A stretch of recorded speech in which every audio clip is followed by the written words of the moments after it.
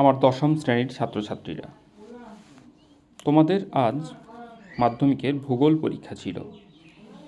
আজ এই ভিডিওতে আমরা আলোচনা করব 2025 সালের মাধ্যমিক ভূগোল প্রশ্নপত্রটি সম্পর্কে এবং প্রতিটি শর্ট প্রশ্নের উত্তর আমরা এই ভিডিওতে দিয়েছি।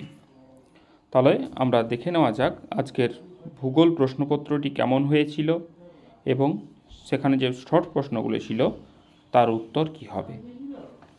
প্রথম প্রশ্ন ছিল, দক্ষিণ গোলার্ধে সমুদ্র স্রোত বাম দিকে বিক্ষিপ্ত হয়, কারণ কি? উত্তর হবে ক, পৃথিবীর আবর্তন। দ্বিতীয় প্রশ্ন, বর্ষাকালে ভরাকটালের সময় সমুদ্রের জল প্রবল বেগে নদীর মোহনা দিয়ে ভেতরে প্রবেশ করে, তাকে কি বলে? উত্তর হবে ঘ, বান ডাকা। পরের প্রশ্ন, নিম্নলিখিতর মধ্যে পরিবেশে সর্বাধিক ক্ষতিকারক দূষক হল? উত্তর ক, পলিথিন। চারের প্রশ্ন, আয়তন অনুসারে ভারতের ক্ষুদ্রতম কেন্দ্রশাসিত অঞ্চল হল? গ, লাক্ষাদ্বীপ। ডিহং, ডিবং এবং লোহিত নদীর মিলিত প্রবাহের নাম কি? উত্তর খ, ব্রহ্মপুত্র। পরের প্রশ্ন, হিমালয়ের একটি সরলবর্গীয় উদ্ভিদের উদাহরণ দাও। উত্তর হবে ঘ, পাইন। নিম্নলিখিতগুলির মধ্যে মিলেট শস্য চিহ্নিত করো। উত্তর হবে কয়েকটা, রাগি। ভারতের প্রথম কাপড়ের কল স্থাপিত হয় কোথায়? উত্তর হবে গ, ঘুষুরি। কলকাতা ও দিল্লিকে সংযোগকারী জাতীয় সড়ক পথটি হল? উত্তর, তোমাদের এই প্রশ্নটা একটু ভুল আছে বলেই মনে হয়, কারণ উত্তর হওয়া উচিত ছিল NH-19, কিন্তু তোমাদের যেহেতু এটা অপশন নেই তাহলে উত্তর হবে NH-2, কিন্তু এই প্রশ্নের উত্তর, সঠিক উত্তর বর্তমানে NH-19।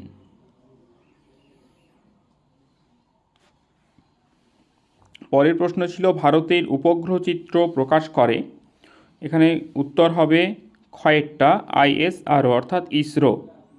এখানে কয়ের যে অপশানটা ছিল সেখানে কিন্তু বানান ভুল আছে। 11 দাগের প্রশ্ন ছিল, যে প্রাকৃতিক প্রক্রিয়ায় মাটি ও শিলাস্তর অভিকর্ষের টানে উচ্চভূমির ঢাল বরাবর নিচে নেমে আসে তাকে বলে? উত্তর হবে গ, পুঞ্জিত ক্ষয়। 12 দাগের ছিল, পাখির পায়ের মতো বদ্বীপ দেখা যায় যে নদীর মোহনায়? উত্তর হবে ক, মিসিসিপি, মিসৌরি। 13 প্রশ্ন, ক্যারিবিয়ান সাগরে সৃষ্ট ঘূর্ণাবর্তকে বলা হয়? উত্তর হবে হ্যারিকেন। 14, অধঃক্ষেপণের একটি উদাহরণ দাও। উত্তর হবে স্লিট। তাহলে অবশ্যই ট, স্লিট। সত্য মিথ্যা। সত্য মিথ্যাগুলো, প্রথম প্রশ্নটি ছিল, শুক্ল ও কৃষ্ণপক্ষের অষ্টমী তিথিতে সমুদ্রে ভরা কটাল দেখা যায়, অশুদ্ধ। সিমেন্ট কারখানা থেকে উৎপাদিত বর্জ্য পদার্থ বায়ু দূষণ ঘটায়, শুদ্ধ। হিমালয় পাদদেশ অঞ্চলে নুড়ি বালি পলিঘটিত সমভূমি অঞ্চল বেট নামে পরিচিত, অশুদ্ধ।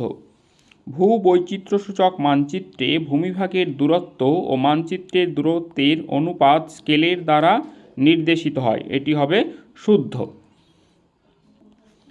মরু অঞ্চলে বায়ু ও জলের মিলিত কার্যের ফলে সৃষ্ট অস্থায়ী হ্রদগুলিকে প্লায়া বলে, শুদ্ধ। উল্কাপিণ্ড ট্রপোস্ফিয়ারে স্তরে পুড়ে ছাই হয়, অশুদ্ধ। ভূপৃষ্ঠ সংলগ্ন বায়ুস্তর প্রধানত উত্তপ্ত হয় বিকিরণ পদ্ধতির সাহায্যে, শুদ্ধ। এরপর ছিল উপযুক্ত শব্দ বসিয়ে শূন্যস্থান পূরণ করো। এখানে 6টি প্রশ্নের উত্তর তোমাদের করতে হতো। প্রথম প্রশ্ন ছিল, উপগ্রহ চিত্রের ক্ষুদ্রতম এককের নাম? উত্তর হবে পিক্সেল। যে প্রাকৃতিক প্রক্রিয়ার মাধ্যমে ভূপৃষ্ঠের উপরিভাগে ভূমিরূপের বিবর্তন ও পরিবর্তন ঘটে তাকে বহির্জাত বলে। পারমাণবিক শক্তি উৎপাদন কেন্দ্র থেকে নির্গত বর্জ্যকে তেজস্ক্রিয় বর্জ্য বলে। গ্রীষ্মকালে উত্তর পশ্চিম ভারতের ধূলিঝড় আধি নামে পরিচিত। বায়ুর চাপ পরিমাপ করা হয় ব্যারোমিটার যন্ত্রের সাহায্যে। নদী দ্বারা ভাসমান পদ্ধতির সাহায্যে অদ্রবীভূত সূক্ষ্ম বালু, পলি ও কাদা পরিবাহিত হয়, তাহলে উত্তর হবে ভাসমান। চন্দ্র থেকে পৃথিবীর দূরত্ব যখন 3.56 লক্ষ কিলোমিটার হয় তখন তাকে পেরিজি অবস্থান বলে। এরপর ছিল, যে কোনো 6টি প্রশ্নের উত্তর কম বেশি একটি বা দুটি শব্দে উত্তর লিখো। প্রথম ছিল, কাশ্মীরে প্রবাহিত বিতস্তা নদী কোন নদীর উপনদী? উত্তর হবে চন্দ্রভাগা বা সিন্ধু। ভারতের উত্তর পূর্বাঞ্চলে কোন ধরনের চাষের জন্য অধিক মৃত্তিকা ক্ষয় দেখা যায়? উত্তর হবে ঝুম চাষ। ঝুম চাষের ফলে মৃত্তিকা ক্ষয় হয়। উড়িষ্যার কটক শহরে ফসলের কেন্দ্রীয় গবেষণাগার অবস্থিত? উত্তর হবে ধানের গবেষণাগার কটকে অবস্থিত। 2011 খ্রিস্টাব্দের আদমশুমারি অনুসারে ভারতের মহানগরের ন্যূনতম জনসংখ্যা কত? 10 লক্ষ। ভূ বৈচিত্র্যসূচক মানচিত্রে প্রদত্ত RF যখন 1:50,000 হয় তখন এর মেট্রিক স্কেল কত? উত্তর হবে 1 সেমি সমান 500 সেন্টিমিটার বা 1/2 কিমি, 500 মিটার বা 1/2 কিমি। পরের প্রশ্ন ছিল পর্বতের পাদদেশে নদীর কার্যের ফলে যে শঙ্কু আকৃতির ভূমিরূপ সৃষ্টি হয় তাকে কি বলে? উত্তর হবে পলল শঙ্কু। যে কাল্পনিক রেখা দ্বারা সমান বৃষ্টিপাতযুক্ত অঞ্চলগুলিকে যুক্ত করা হয় তার নাম কি? সমবর্ষণ রেখা। শীতকালে উত্তর পশ্চিম ইউরোপের বন্দরগুলি কোন উষ্ণ স্রোতের প্রভাবে বরফ মুক্ত থাকে? উত্তর হবে উত্তর আটলান্টিক স্রোত। এরপর ছিল বাম স্তম্ভ এবং ডান স্তম্ভ মেলানো। প্রথমে ছিল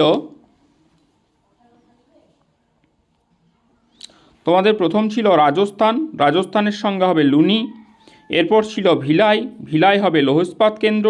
তারপর ছিল কান্ডালা হবে করমুক্ত বন্দর এবং লাদাখ হবে খারদুংলা। 3 দাগের প্রশ্ন বিভাগ গ, নিচের প্রশ্নগুলি সংক্ষিপ্ত উত্তর দাও। প্রথম প্রশ্ন, বিষাক্ত বর্জ্যের সংজ্ঞা দাও। এর অথবা ছিল বর্জ্যের পৃথকীকরণ বলতে কী বোঝো? কচ্ছেরণ কি? কৃষি বনসৃজনের সংজ্ঞা দাও। অনুসারী শিল্প বলতে কী বোঝো? সোনালী চতুর্ভুজের পূর্ব এবং পশ্চিম প্রান্তে অবস্থিত দুটি মহানগরের নাম লিখো। পূর্ব প্রান্তে হতো কলকাতা, পশ্চিম প্রান্তে মুম্বাই। ফলস কালার বা ছদ্মরং বলতে কী বোঝো? উপগ্রহের সেন্সর কি? নদীর অবঘর্ষ বলতে কী বোঝো? অ্যালবেডোর সংজ্ঞা দাও। শিশিরাঙ্ক বলতে কী বোঝো? এর সঙ্গে অথবা ছিল সিজিগি কি? বিভাগ গ, এখান থেকে যে প্রশ্নগুলি এসেছিল, ভারতের জলবায়ুর পর ক্রান্তীয় ঘূর্ণবাত ও পশ্চিমী ঝঞ্ঝার প্রভাব, এর সঙ্গে অথবা ছিল পাঞ্জাব ও হরিয়ানার কৃষি উন্নতির কারণগুলি আলোচনা করো। 2 প্রশ্ন ছিল অশ্বক্ষুরাকৃতির হ্রদের চিত্রসহ সংক্ষেপে ব্যাখ্যা করো। এর অথবা ছিল আয়নবায়ু ও পশ্চিমা বায়ুর মধ্যে 3টি পার্থক্য। 3 প্রশ্ন, উপগ্রহ চিত্রের প্রধান বৈশিষ্ট্য, অথবা ছিল ভূবৈচিত্র্যসূচক মানচিত্রের 3টি প্রধান সুবিধা আলোচনা করো। 4 প্রশ্ন, বর্জ্য ব্যবস্থাপনার বিভিন্ন পদ্ধতিগুলি বর্ণনা করো, অথবা ছিল ভাগীরথী হুগলি নদীর উপর বর্জ্যের প্রভাব আলোচনা করো। আশা করি এই প্রশ্নগুলি তোমরা সবগুলিই করেছো, কারণ প্রশ্নগুলি তুলনামূলকভাবে অনেক সহজ এসেছিল। বিভাগ উম, এখান থেকে যে প্রশ্নগুলি এগুলো দীর্ঘ প্রশ্ন। প্রথম প্রশ্ন ছিল 5 দাগের, পৃথিবীর নিরক্ষীয় নিম্নচাপ বলয় ও মেরুদেশীয় উচ্চচাপ বলয় সৃষ্টির কারণগুলি আলোচনা করো।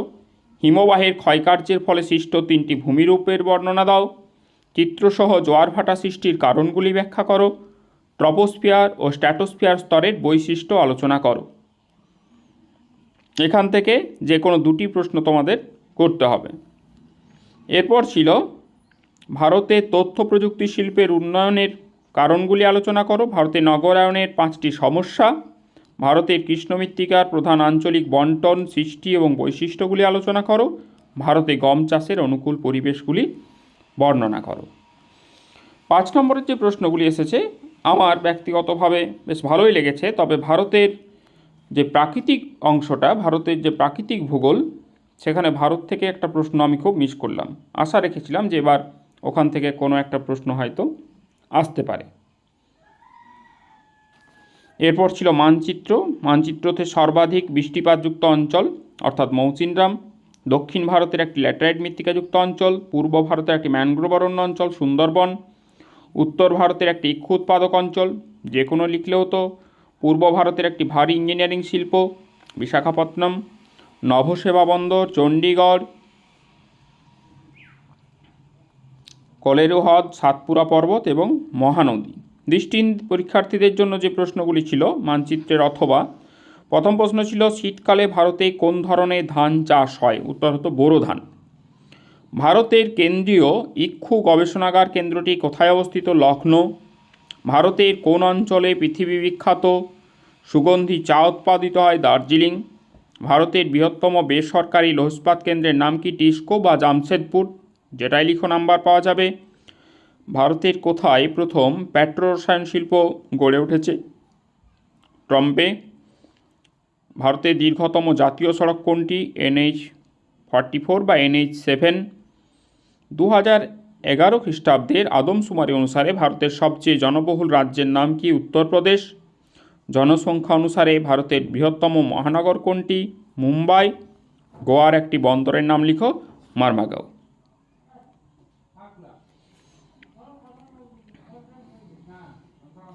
ভারতের কোথায় ক্যাকটাস জাতীয় উদ্ভিদ পাওয়া যায়? থর মরুভূমি। ভারতের বৃহত্তম স্বাদু জলের হ্রদ কোনটি? উলার। কারাকোরাম পর্বতের সর্বোচ্চ শৃঙ্গের নাম কি? K2। ভারতের একটি গ্রস্ত উপত্যকার উদাহরণ দাও। নর্মদা নদী। তেলেঙ্গানা রাজ্যের রাজধানীর নাম কি? অমরাবতী। এরপর বহিরাগতদের জন্য যে প্রশ্নগুলো ছিল তার মধ্যে হিমপ্রাচীর বলতে কী বোঝো? কৃষিজ বর্জ্যের সংজ্ঞা দাও। মহাদেশীয় হিমবাহের সংজ্ঞা দাও। ক্যাটাবেটিক বায়ু কী? আর 4টি প্রশ্ন ছিল আরও। ভারতের কোন অঞ্চলে রজ্জুপথের ব্যবহার দেখা যায়? ভারতের একটি খনিজ ভিত্তিক শিল্পের উদাহরণ দাও। স্বাধীনতার পরবর্তীকালে নির্মিত ভারতের প্রথম বহুমুখী নদী পরিকল্পনা কোনটি? ভারতের একটি তন্তুজাত ফসলের নাম লিখো। ভারতের উচ্চতম মালভূমির নাম লেখো। আশা করি তোমাদের প্রত্যেকের ভূগোল পরীক্ষা খুব ভালো হয়েছে। আগামী পরীক্ষাগুলির জন্য তোমাদের জন্য রইল অনেক শুভেচ্ছা, শুভকামনা।